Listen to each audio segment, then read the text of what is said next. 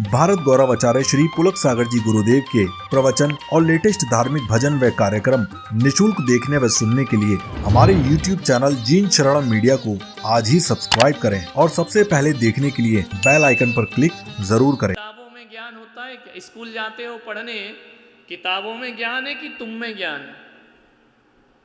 किसमें है ज्ञान? बोलो। इस किताब में जो लिखा है, क्या लिखा है ये तुम जान रहे या किताब जान रही? कौन जान रहा है? तो ज्ञान किस में है?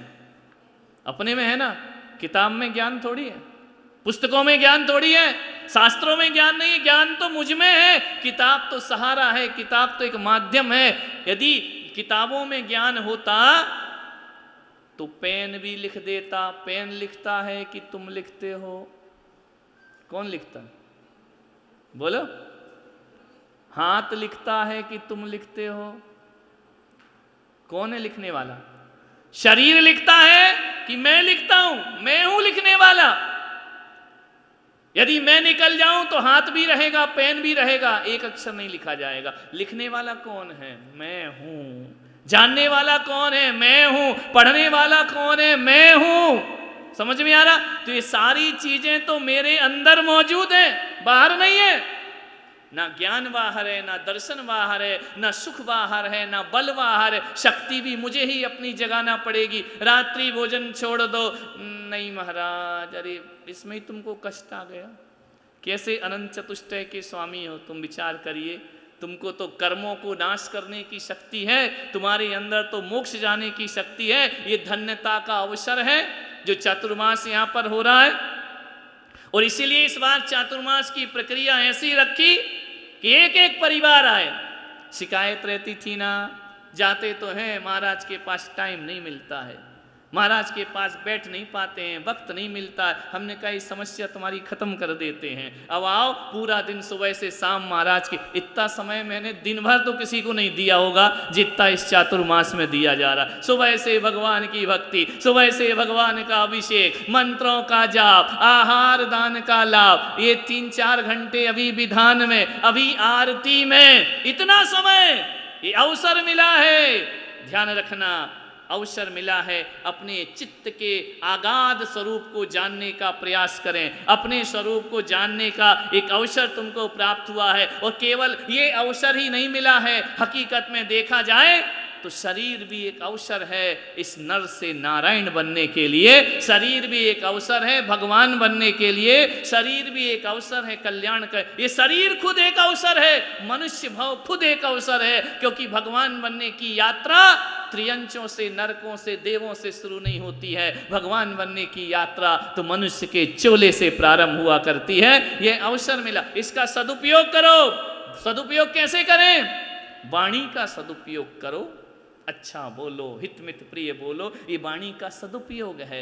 निंदा, चुगली, बुराई, ये वाणी का दुरुपयोग है। गाली गलौज, ये वाणी का दुरुपयोग है। वाणी का दुरुपयोग मत करिए, वाणी का सदुपयोग करिए। इस मनुष्य भाव का एक बात याद रखना, पंचम काल में पैदा हुए हैं, भगवान नहीं बन पा रहे। बन रहे हैं क्या?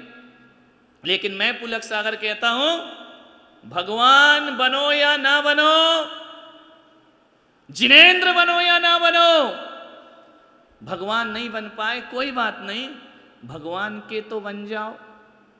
समझ में आ रहा? भगवान मत बनो, लेकिन किसके बन जाओ? भगवान के तो बन जाओ। महावीर नहीं बनो, महावीर के तो बन जाओ। ऋषभदेव नहीं बन सकते हो, ऋषभदेव के तो बन जाओ। तुम्हारा अपना जीवन सार्थक। पंचम काल में अपन भगवान नहीं बन सकते, लेकिन भगवान के तो बन सकते हैं ना। नहीं अभी किसके बने हुए? पति के, बच्चों के, परिवार के, धन के, रुपया के, पैसों के, मकान के। भगवान के कब बनोगे? भगवान के बन जाओ। जीवन में अपना कल्याण अपने आप हो जाएगा। ये मनुष्य तन मिला है, मनुर्भव, मनुष्य भवो, मनुष्य हो जाओ तो तुम्हारा जीवन मनुष्य जन्म की सार्थकता इसी में है कि अपना जीवन का आंखों का सदुपयोग करो। कहते ना, मनुष्य जन्म को सार्थक करो। कैसे सार्थक करें? आंखों का दुरुपयोग मत करो। क्या करो? सदुपयोग। कान का सदुपयोग करो। कान तो है, सुनाई तो देगा कि नहीं देगा? सुनाई तो देगा, लेकिन क्या सुनना है? जिनवाणी सुनो, भजन सुनो, कीर्तन सुनो, भक्ति सुनो, कान का सदुपयोग हो गया। आज सुबह से उठ के इन लोगों ने अभिषेक किया, सुरेश जी पहाड़िया, रजनी जी पहाड़िया आई, सुबह से अभिषेक पूजन में लगे हैं, शरीर का सदुपयोग हो गया। घर में रहते तो विषय भोग, इंद्री, संसार, उसमें अपना शरीर का दुरुपयोग होते रहता है। समझ में आ रहा? सदुपयोग हो गया। अपने हाथों से आहार दे लिया, हाथों का सदुपयोग हो गया। यहाँ बैठकर भगवान को अर्घ चढ़ा लिए, परिक्रमा लगा दी, पैरों का सदुपयोग। सदुपयोग क्या होता है? सार्थकता क्या होती है? अपने शरीर को, अपने मन को, अपने चित्त को परमात्मा से जोड़ देना, इस मनुष्य जन्म की सार्थकता और सफलता। सार्थकता सफलता के लिए और क्या करना है? अपने मन में दुनिया भर के विचारों को छोड़कर परमात्मा की भक्ति के विचार लाओ, तुम्हारे मन का सदुपयोग हो गया। तुमने धन यहाँ पर दान किया, तुम्हारी कमाई का सदुपयोग हो गया। यदि यहाँ दान नहीं करते तो ये लाखों रुपए आपके खाने पीने, घरबार, परिवार इसी में चले जाते, आप पुण्य का अवसर आपको प्राप्त नहीं होता। सदुपयोग का मतलब यही है। उपयोग तो करना है, दुरुपयोग करो या सदुपयोग करो। अपने जीवन को सार्थक और सदुपयोग करने का प्रयास करिए। हम उस वंश में पैदा हुए हैं, ध्यान रखना, नाम, ख्याति, प्रतिष्ठा, जय जयकार, इसके लिए ही नहीं, ये तो अपने को अपने आप मिल जाया करते हैं, अपने आप प्राप्त हो जाएंगे। मैं तो कहता हूँ कि अपने लिए ही नहीं, अपनों के लिए भी जीने का प्रयास करिए। अपने ही दुख को दुख मत समझो, दूसरों के दुख को भी समझने का प्रयास करिए। कहाँ नाग नागिन को जलते हुए लक्कड़ में देख लिया, पारसनाथ राजकुमार वन क्रीड़ा को जा रहे हैं, भ्रमण कर रहे हैं, गंगा नदी के किनारे काशी के घाट पर पहुंच रहे हैं, हाथी पर सवारी कसी हुई है, जाकर देखते हैं एक तपस्वी, एक तापसी पंचांगनी तप कर रहा है, लक्कड़ में नाग नागिन, पालकी रोक दो, सवारी रोक दो, हाथी को रोक दो, ये क्या कर रहे हो तुम? देख कर मन भीग गया उनका, करुणा से भीग गया मन उनका। उन्होंने कहा, हे तापसी, इस लक्कड़ में जीवों को मत जला, इनकी हत्या मत कर, तुझे कष्ट देना है मुझे कष्ट दे ले, लेकिन इनको कष्ट नहीं। इस वंश में हम पैदा हुए हैं जहां खुद को पारसनाथ ने एक नागिन को बचाने के लिए 7 भव तक कष्ट सहन किया। समझ में आ रहा? किसके लिए? एक जीव को बचाने के लिए 7 भव तक कष्ट सहते हैं भगवान। ये हम उस परंपरा में दीक्षित हुए हैं। विवाह को सजी है बारात, घोड़ी पर जा रही है बारात, रथ पर सवार हैं भगवान, जा रहे हैं विवाह करने के लिए। क्या पूछा, ये पशु, ये जानवर किस लिए बंधे हुए हैं? ये आपके यहाँ मांसाहारी राजाओं के लिए। मेरी वजह से इतने पशुओं की हत्या होगी, नहीं करना मुझे विवाह। लौट गए, चढ़ गए गिरनार की चोटियों पर, नेमिनाथ भगवान जा करके उन्हें करुणा आ गई। जिस संसार में हमारे लिए दूसरों की जान जाती हो, ऐसे धर्म में, ऐसे वंश में हम पैदा हुए हैं जहां पर चींटी की आत्मा को उतना ही महत्व दिया जाता है जितना सिद्ध भगवान को महत्व दिया जाता है। ऐसे संस्कार हमारे, ऐसी संस्कृतियां हमारी, उसमें हमारा और आपका जन्म हुआ है। ध्यान रखिए। लोग क्या कहते हैं, दुनिया क्या कह रही है, दुनिया में क्या हवाएं चल रही हैं, क्या लहर चल रही है, बाहर का संसार कैसा है, इसमें मत पड़िए। अपने जीवन को सार्थक और सफल करने का प्रयास करिए। सब तो देख लिया, बच्चे बड़े हो गए, नाती पोते हो गए, सबका परिवार चल रहा, संसार चल रहा है, अभी भी सत्य के दर्शन नहीं करना है, अभी भी परमात्मा से लौ नहीं लगाना है, अभी भी भगवान से अपने आप को नहीं जोड़ना है, तो फिर कब करोगे? कब होगा? अभी नहीं।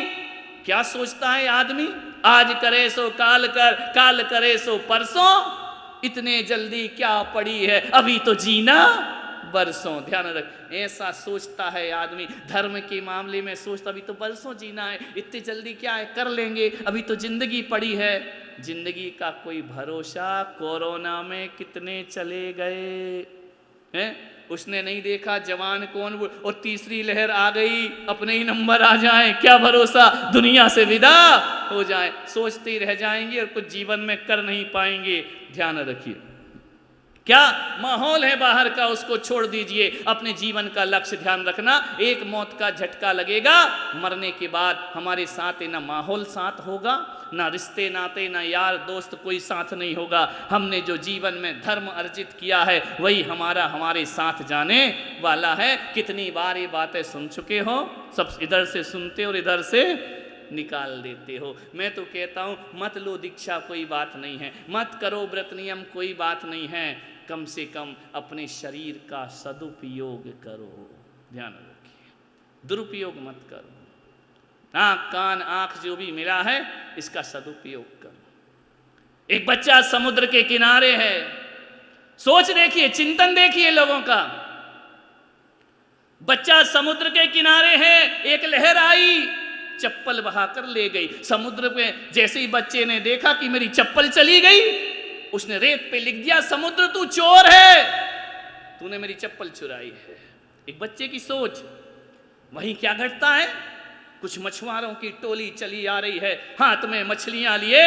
वह देखते हैं तो क्या कहते हैं, समुद्र तू हमारा पालनहार है। बच्चे के लिए समुद्र चोर है, मछुआरों के लिए समुद्र पालनहार हुआ करता है। देखते क्या है कि थोड़ी दूर आगे जा करके देखो तो एक स्त्री का पति समुद्र में डूब करके मर जाता है, डूब जाता है। स्त्री लिखती है, समुद्र तू हत्यारा है, तूने मेरे पति की हत्या की है। आगे जाकर के देखते हैं तो क्या घटना घट जाती है कि एक भिखारी घूम रहा है समुद्र के किनारे, सीपी खोलता है और मोती की प्राप्ति हो जाती है। समुद्र को वह भिखारी कहता है, समुद्र तुझसे ऐसा दानी तो संसार में कोई दूसरा नहीं है। एक ने क्या लिखा, समुद्र तू चोर है, एक लिखता है समुद्र तू हत्यारा है, एक लिखता है समुद्र तू पालनहार है, एक रेत पर लिखता है समुद्र तू दानी है। विचार करिए, एक समुद्र है, सोच कितनी अलग। एक समुद्र की बड़ी लहर आती है,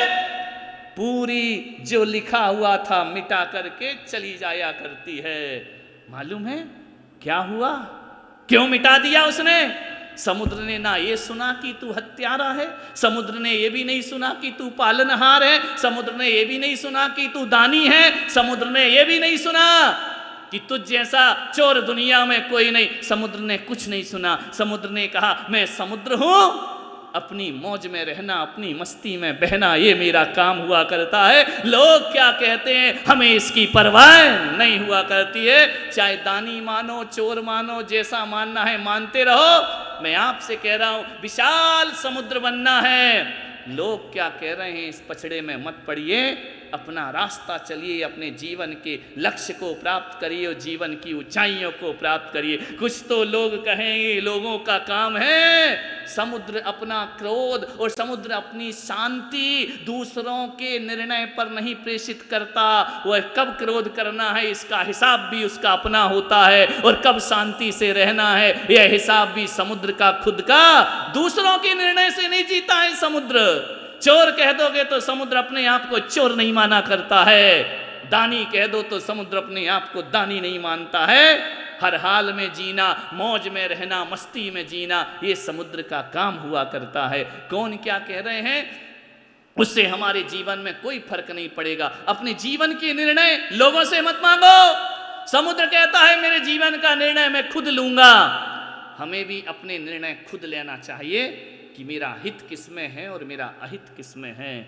दूसरे लोगों के हाथ में अपने जीवन का रिमोट दे दोगे ना, टीवी देखते हो ना, और एक रिमोट पकड़ा दिया जाए, दो चार लोग बैठे होंगे, एक भी चीज़ नहीं देख पाओगे।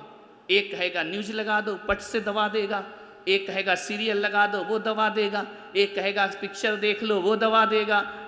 देखते देखते 1 घंटा बर्बाद हो गया। पूछा देखा क्या, बोले कुछ नहीं, चैनल ही बदलते रहे, देखा तो हमने कुछ नहीं, ना ये देखा ना वो देखा। दूसरों के हाथ में अपनी जिंदगी का रिमोट मत दीजिए, अपनी जिंदगी के निर्णय स्वयं लेने का प्रयास करिए, जीवन आपका सार्थक होगा। चातुर्मास का यह अवसर जीवन को सार्थक और सफल करने के लिए प्राप्त हुआ है। एक क्षण मिला है, एक दिन का चातुर्मास का सौभाग्य आपको मिला है। यहाँ से वह बटोर करके ले जाओ कि हे भगवान, जब हम आए थे आपके दर पे, हमने क्या लाए हम उसका महत्व नहीं जानते हैं, हमने क्या दिया हम उसका महत्व नहीं जानते हैं। लेकिन भगवान जब हम घर से निकल करके आए, जिम्मेदारी और दायित्व के बोझ हमारे सिर पर थे, लेकिन अब हम जो यहाँ से जाएंगे अपने हृदय में तेरी आस्था का सिंहासन लेकर के जाएंगे, तुम्हारी भक्ति के तीर्थ से ले। यही सबसे बड़ा प्रसाद है। यहाँ पर बैठकर यहाँ से जब लौट करके जाओ किसी भी तीर्थ से, तो तीर्थ जैसी पवित्रताएं हमारे मन में होना चाहिए, तो हमारा जीवन सार्थक सफल होगा। यहाँ पर